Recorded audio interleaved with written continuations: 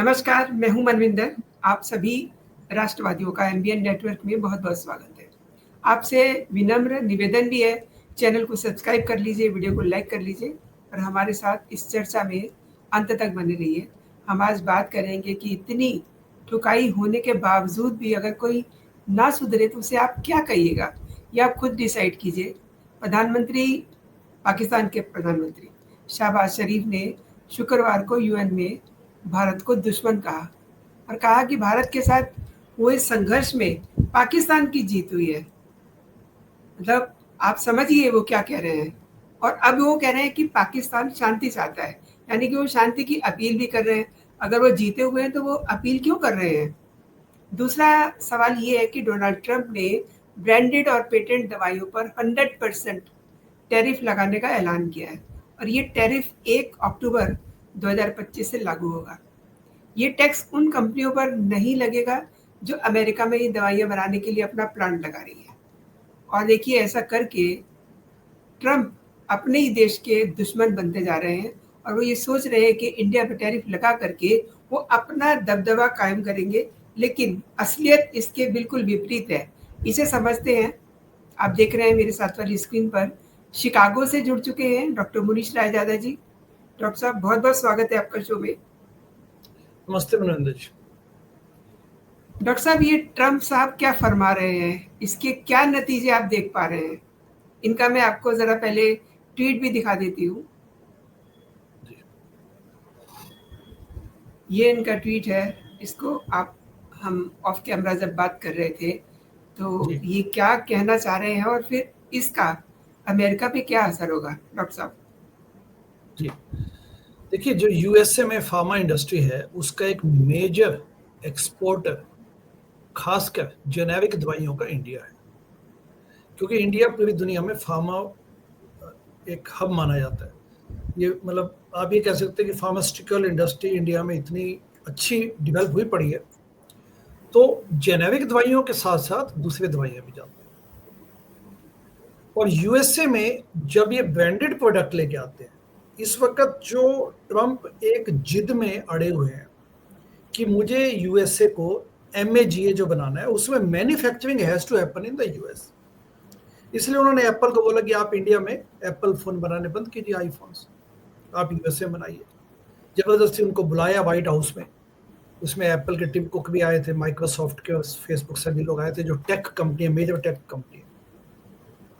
वहां पे उन्होंने कमिटमेंट ली एप्पल के सीईओ टिम कुक से कि आप $6 बिलियन इन्वेस्ट करेंगे यूएसए में। अब देखिए, जो एप्पल कंपनी है, एप्पल कंपनी लगभग $450 ट्रिलियन की एक उनके पास ये कैपेसिटी है, उनके पास इतना बड़ा रेवेन्यू है। अब उसमें 6 बिलियन अगर उन्होंने खर्च कर भी दिए तो कोई बहुत बड़ी अमाउंट नहीं है, ये ध्यान देने वाली बात। यूएसए की जो ताकत है वो मैन्युफैक्चरिंग कभी भी नहीं थी। पिछले 30 सालों में चीन से और बाकी दुनिया भर के देशों से जो सामान आयात होता है, टी शर्ट से लेके सूती कपड़ों से लेके यू नेम एवरी प्रोडक्ट, वो जो कि चाइना में लिटरली बनता है। लेकिन इसकी ताकत है कि साइंस एंड टेक्नोलॉजी की जो एडवांसमेंट है, जो इनके पास एक वो जो पेटेंट वाला जो क्षमता है कि इनोवेशन जो इनके पास है कि सब कुछ आप देखिए ना, आप ट्विटर, फेसबुक, गूगल, सब कुछ तो यूएसए में है। अमेज़न यूएसए का प्रोडक्ट है। दुनिया भर का रेवेन्यू इनको आ रहा है। दुनिया भर में कंज्यूमर्स कोने कोने में बैठ के they are consuming Google products, Amazon के product, Facebook, Twitter, and they are giving money to the US. मतलब आप देखिए, इंडिया में कोई भी बैठ के व्यक्ति अगर मान लीजिए $5 की एक कीमत का कोई भी सर्विस लेता है ट्विटर से, अपने अगर पोस्ट को बूस्ट भी करता है, इंस्टाग्राम की एक पोस्ट को बूस्ट भी करता है, वो $200 भी लगाता है, तो उसका कुछ परसेंटेज यूएसए में इमीडिएटली चला जाता है। तो पूरी दुनिया से इनको पैसा आ रहा है। प्लस जो इनके पास जो प्लेन्स बनाने की क्षमता है, जो युद्ध के जो वॉरफेयर का जो इनके पास मशीनरी बनाने की जो कैपेसिटीज है, ईरान में जो उन्होंने अटैक किया, जो स्टेल्थ वे में अटैक किया, वो जहाज किसी के पास नहीं है दुनिया में। तो ये इनकी ताकत है। लेकिन ये इस वक्त अजीब किस्म के डिल्यूजनल मोड में है ट्रंप की जो प्रॉब्लम है कि वो डिल्यूजनल हो चुके हैं। वो साइको, लिटरली जो एक होता है नार्सिस्टिक पर्सनैलिटी का, मैं ही हूँ पूरी दुनिया में, there is no one else. उसके साथ साथ उनको डिल्यूजन है। वो डिल्यूजन में सिर्फ ऐसे नहीं बोल रहा कि चलो मैं एक डॉक्टर बनने के नाते एक टर्म उछाल रहा हूँ, आप ये देखिए ना, उनके जो क्लेम्स देखिए, उनका क्लेम ये है कि पूरी दुनिया में सब लोग कहते हैं कि मुझे पीस प्राइज मिलना चाहिए। मतलब ट्रंप अपने को पीस प्राइज दिलवाने के लिए, नोबेल पीस प्राइज दिलवाने के लिए रोज हाँकते हैं इस बात को। जबकि यूएसए में जो सर्वे हुआ उसमें से 22% लोग कहते हैं कि ट्रंप को नोबेल पीस प्राइज मिलना चाहिए। बाकी 76% तो मान ही नहीं रहे इस बात। ओह, होम फ्रंट पे इनके देखिए, इनकी हरकतें और इनकी चालें देखिए आप। चावली क्रिक के नाम पे, चावली क्रिक के जो ये हुआ उसके बाद जो एक प्रोग्राम मतलब जो हुआ उनके बाद जो जी। उनकी डेथ के बाद, उसमें उन्होंने एक्चुअली जो जीओपी है, जो ग्रैंड ओल्ड पार्टी या रिपब्लिकन पार्टी, उसको क्रिश्चियन पार्टी के को बनाने की तो पूरा धक्का दिया जा रहा है। राइट विंग पार्टी है इनकी रिपब्लिकन्स, क्रिश्चियन फेथ उनके लिए इंपॉर्टेंट है, ये हम समझते हैं। वो रिलीजियस सेंटिमेंट्स को उभरते हैं, इसमें कोई डाउट नहीं है। जो पूरी बाइबल बेल्ट है वो रिपब्लिकन है, लेकिन जो यूएस में जिस रेड बेल्ट बोलते हैं, तो वो बाइबल बेल्ट है, वो उनके काफी वहां पे उनके बहुत बड़े समर्थक है रिपब्लिकन पार्टी के। लेकिन हर प्रेसिडेंट जो रिपब्लिकन पार्टी से आता है, यूएसए में प्रेसिडेंट भी अक्सर जॉब्स की बातें करते हैं, इकोनॉमी की बातें करते हैं, लेकिन ये लगातार इस वक्त हॉकिश अप्रोच के साथ हाँकना चाहते हैं, धकेलना चाहते हैं। चावले के जो उसके बाद फंक्शन हुआ उसमें इस किस्म की इतना बड़ा एक क्रिश्चियन एक कंजर्वेटिव वहां पे आकर इस किस्म की बातें बोली गई हैं, उसे शो करता है कि ये क्रिश्चियन एंगल फिर से अपनी पार्टी में पुख्ता करके उसको बढ़ाना चाहते हैं। चावले क्रिक के साथ साथ जो H1B पे इन्होंने असॉल्ट किया, तो इन सब बातों को ध्यान देंगे तो इनको लगता है कि डिलीजन हो चुके हैं। H1B का किसी भी प्रकार से कोई तर्कसंगत एक वो नहीं मिलता कि आप H1B को खत्म कर दें। फिर ये कहते हैं मनवेंद्र जी, ये कहते हैं कि मैंने 7 वार्स, 7 लड़ाइयां खत्म करवाई। ओहो, वो 7 लड़ाई कौन सी है बताइए? 7 लड़ाई ये क्लेम किया जा रहा है लगातार।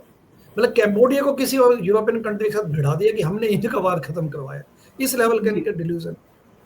अब इसके बाद coming back to India, India के साथ पिछले 25 सालों में लगातार जो संबंध सुधारे गए, उसके बाद एक पाकिस्तान ने जैसे टटपूंजिया देश के साथ जिसका कोई लेना देना नहीं, जो कि एक रोग स्टेट है, एक टेररिस्ट हब है, और सब जानते हैं पाकिस्तान को कोई विश्वास तक नहीं करना चाहता, उस देश के साथ आप उनको अपनी गोदी में बैठाने को तैयार, लगातार उनको शय दिया जा रहा है, और भारत पे लगातार जिस ढंग से इनको असोल्ट करने का कोशिश की जा रही है, ये तो भारत की लीडरशिप है कि ठीक है चलो we are just taking a very calibrated approach, we are not responding to each and every, लेकिन लगातार तो ये आपका जो मूल क्वेश्चन था कि जो ब्रांडेड दवाइयों पे इन्होंने 100% टैरिफ लगाने की घोषणा की 1 अक्टूबर से, वो इस मायने में सिग्निफिकेंट हो जाती है कि कुछ हफ्ते पहले जो इन्होंने मीटिंग की और फार्मा इंडस्ट्री को बोला कि आप भी अपनी प्रोडक्शन वापस यूएसए में लेके आए, तो कुछ कंपनियों ने कहा कि ठीक है वी विल स्टार्ट इन्वेस्टिंग।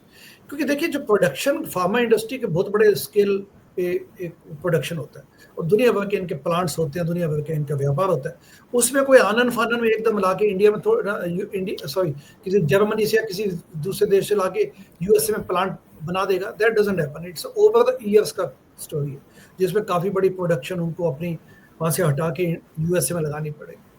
लेकिन ये चाहते हैं कि उनको दे आर फोर्सिंग देम, जैसे टिम कुक को इन्होंने फोर्स किया कि आप प्रोडक्शन यहाँ लेके आइए, उसी प्रकार से इस फोर्सिंग देम, जबकि इस बात से अनजान है कि अगर दुनिया भर से दवाइयां आ रही है, क्योंकि दवाइयों में आपको क्वालिटी एश्योरेंस का ध्यान देना है बस। दवाई तो कहीं भी बने, एक मॉलिक्यूल है, पैरासीटामोल का मॉलिक्यूल है, इंसुलिन का मॉलिक्यूल है, वो आप इंडिया में बनाइए, इंडिया में सस्ता बनेगा, उसका फायदा उठाइए। बल्कि यहाँ पे सीवीएस फार्मेसी पे जाते हैं हम लोग, वालग्रीन्स पे जाते हैं, वॉलमार्ट पे, कहीं भी जाए जहाँ भी फार्मेसी है वहाँ पे, जिसको अपने इंडिया में केमिस्ट की शॉप बोलते हैं, तो कोई भी दवाई लेते हैं तो वो दवाई सस्ती। अभी भी यहाँ पे दवाइयाँ बहुत महंगी है, इवन जो जेनेरिक दवाइयाँ हैं, जेनेरिक दवाइयाँ भी बहुत महंगी हैं यहाँ, लेकिन वो इसीलिए उस सस्ते रेट पे भी इसलिए दे पाती है जो आगे यहाँ के हिसाब से बोले, क्योंकि इंडिया से या दूसरे देशों से बन गया। तो ये इस किस्म का असोल्ट जो है, इट इज जस्ट किसी भी प्रेसिडेंट के लिए अच्छा नहीं है और यूएसए के लिए भी अच्छा नहीं, लेकिन ओवर द टाइम इनको यह दिखेगा यार।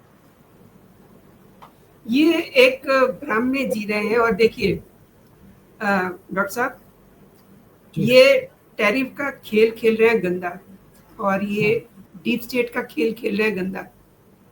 अब हमारे यहाँ तो अगर इन्होंने टैरिफ लगाया है तो मोदी जी ने एक टर्म यूज करी है कि आप जो है स्वदेशी अपनाइए, हमें ज़रूरत ही नहीं है इनकी।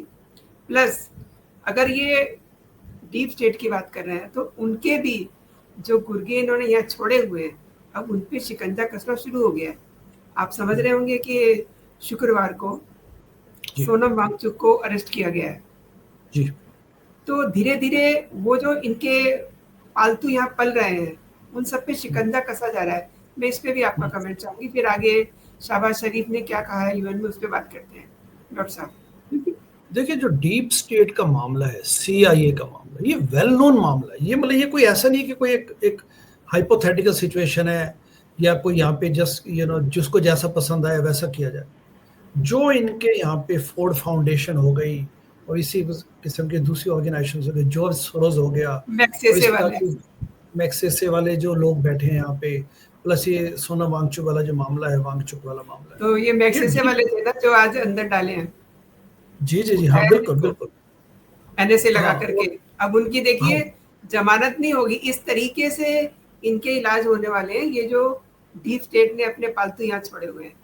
तो एक मैसेज हाँ, तो वहां कन्वे हो गया होगा, कोई डाउट नहीं, बिल्कुल। और ये डीप स्टेट का एक वेल डॉक्यूमेंटेड एक तरीका है अमेरिका का कि दूसरे देशों को डिस्टेबलाइज करो। इनको पसंद आते हैं इस किस्म के जो स्टेट एक्टर्स होते हैं, पाकिस्तान जैसे कंट्री जिनमें पता है कि डेमोक्रेसी है नहीं, जो प्रेसिडेंट जो पीएम है वो भी मिलिट्री बैक्ड है जो शरीफ साहिब है वहां पे, वो कल ओवरनाइट, कल की बात छोड़िए, ओवरनाइट उसको हटाया जा सकता है, उनको हटाया जा सकता है, मिलिट्री चाहे। बिल्कुल। अब मिलिट्री वाला चीफ मुनीर और पाकिस्तान का सो कॉल्ड पीएम शरीफ, ये दोनों जावे बंद कमरे में मीटिंग कर रहे हैं ट्रंप, तो क्या मैसेज दे रहे हैं दुनिया को। और भारत जैसा हितैषी देश इनको मिलना मुश्किल है।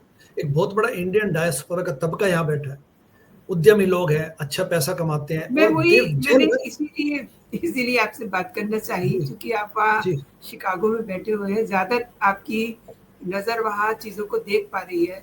क्योंकि अक्सर ऐसा होता है कि हम जो चीजें सोशल मीडिया पे होती है उनको हम फॉलो करते हैं, लेकिन आप बहुत बारीकी से चीजों पे नजर रख रहे हैं। अब देखिए ये कर क्या रहे हैं, ये सोच रहे हैं कि ऐसी करतूतें करके ये क्या भारत को गिरा सकते हैं। यहाँ की लीडरशिप का उन्हें अच्छा से भान हो चुका है, ऑपरेशन सिंदूर के दौरान हम देख चुके हैं। लेकिन एक डॉक्टर साहब मैं और आपसे बात जानना चाह रही हूँ, शरीफ और मुनीर को इन्होंने बड़ा इंतजार करवाया, वो क्या खेल है?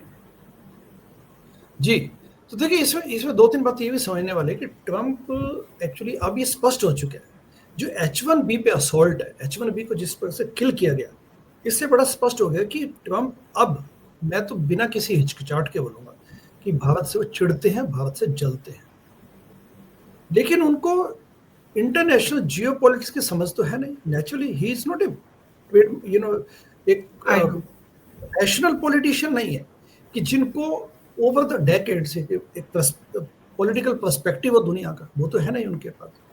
आनन फानन में जो मन में आया बोल दिया।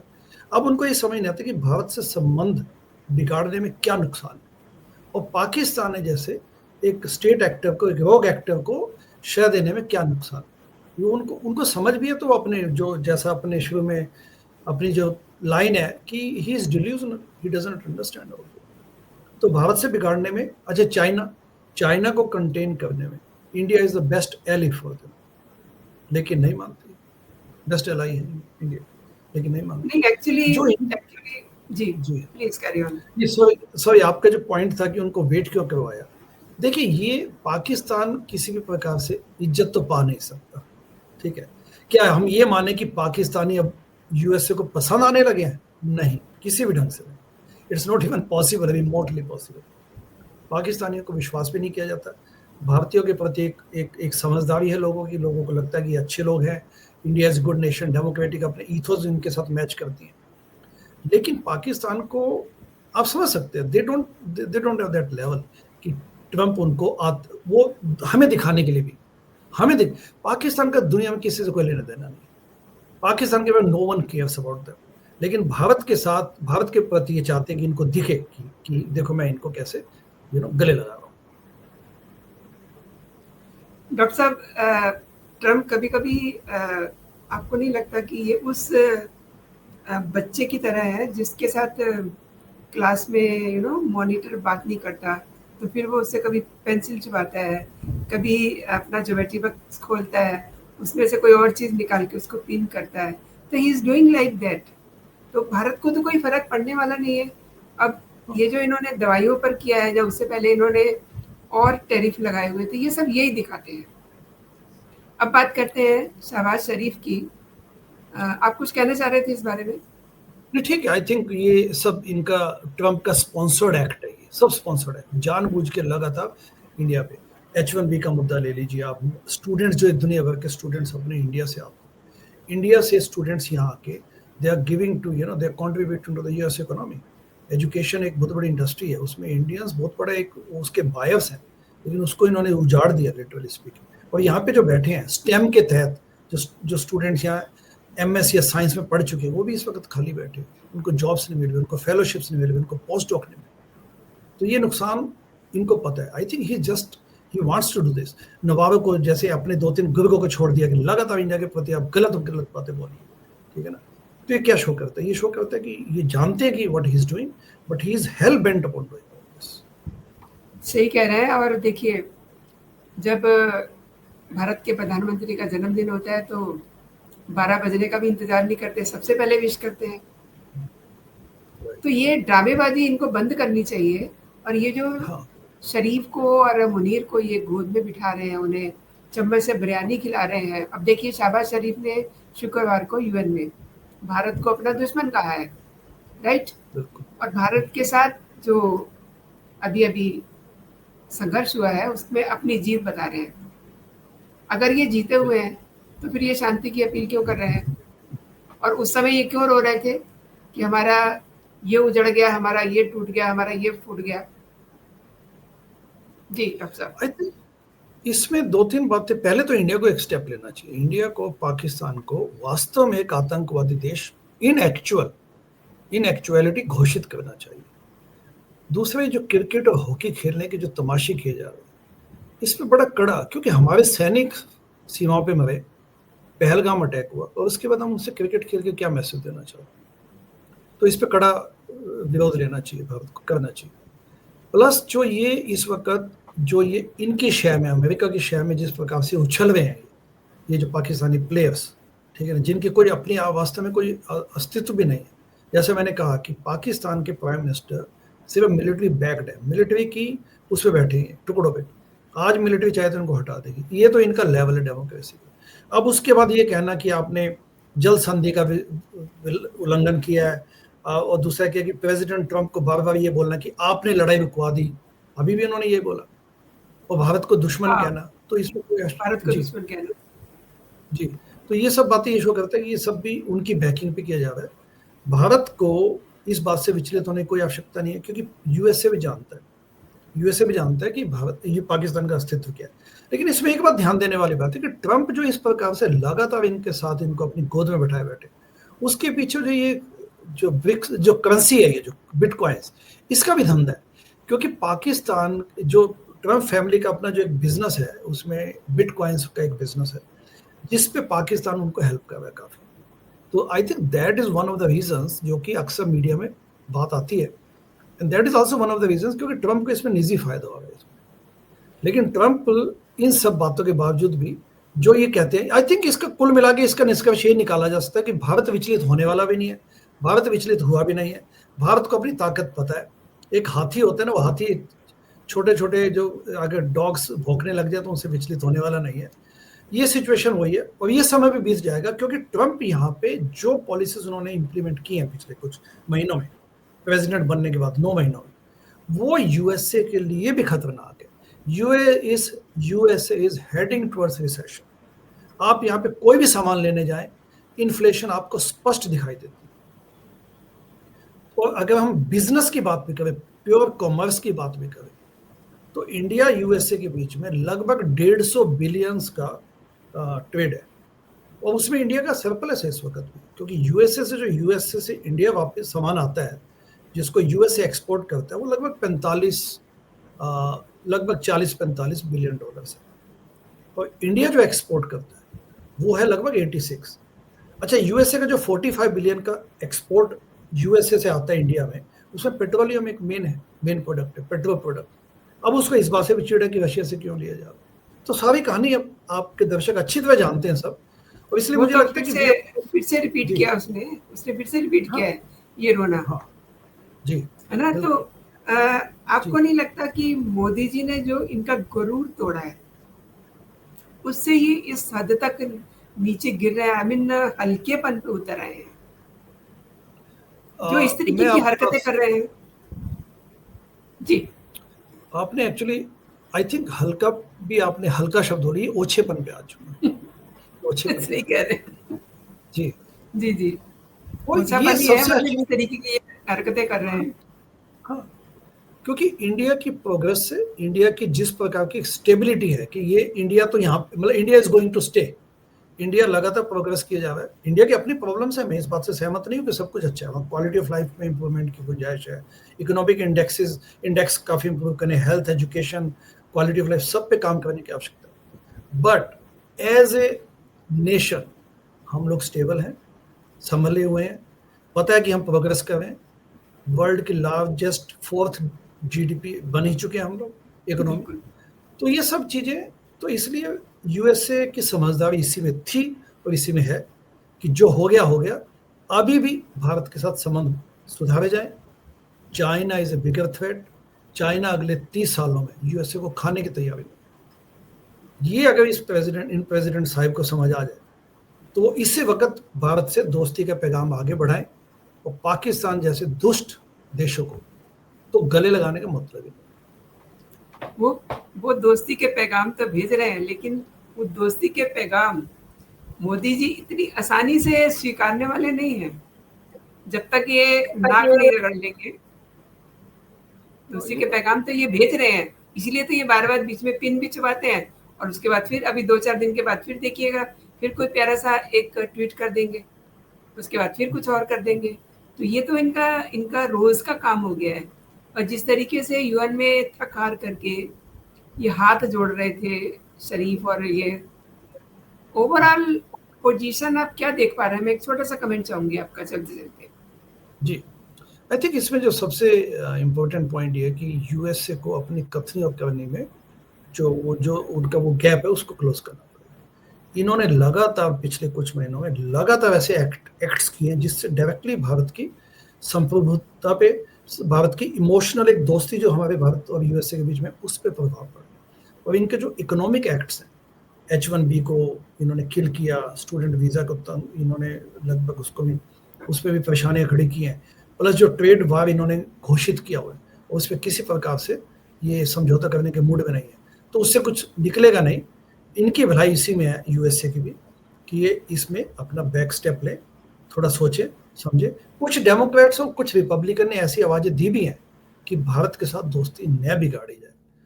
मैं सिर्फ तुलसी गैबार्ड या निकी हेली की बात नहीं कर रहा, यूएसए के जो यहाँ के जो दूसरे रिप्रेजेंटेटिव हैं, जो जो अमेरिकन रिप्रेजेंटेटिव है, जो जो भारतीय मूल के नहीं है, उन्होंने भी ऐसी बातें कही। डॉक्टर साहब आपका जुड़ने के लिए बहुत बहुत धन्यवाद। और जो लोग हमें सुन रहे हैं, हमें देख रहे हैं, उनसे भी मेरा आग्रह है कि आपको हमारी चर्चा कैसी लगी, ज़रूर कमेंट करके बताएं। अभी के लिए इतना ही। जय हिंद, जय भारत। जय हिंद।